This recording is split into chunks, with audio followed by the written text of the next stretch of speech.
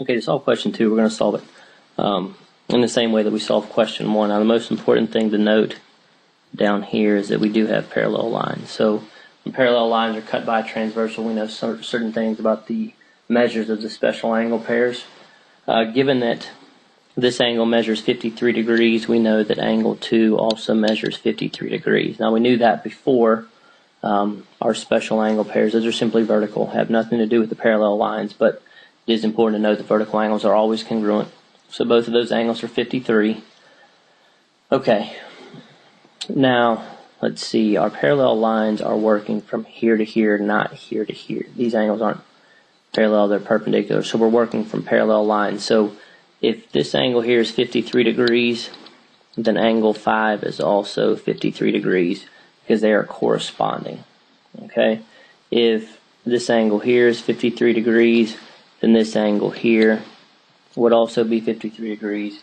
It's vertical to this angle, but these are also alternate exterior angles. Okay, so let's jump up to this other line. We have a right angle, which means that these two angles must add up to be 90, because these all three would have to be supplementary. So 53 plus this would have to be 37, because 53 plus 37 is 90, 90 plus 90 is 180. If this is 37, this has to be 37 and 6.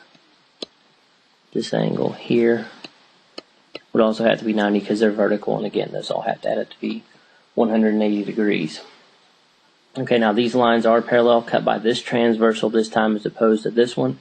If this is 37 degrees, then so is angle 7. Angle 7 is also 37 degrees because they're alternate interior angles. If this angle is 37, then angle 9 has to be 37.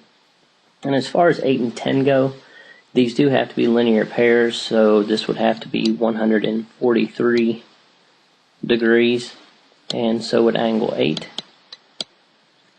Now it is important for this particular problem to note that this angle 143 would be corresponding to these two, which is 53 plus 90, which is also 143, and would be alternate exterior to this angle in 53.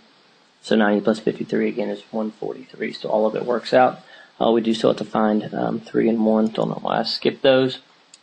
But again, we have a linear pair here. 153 plus, in this case, would be 127 degrees, which would make this 127 degrees.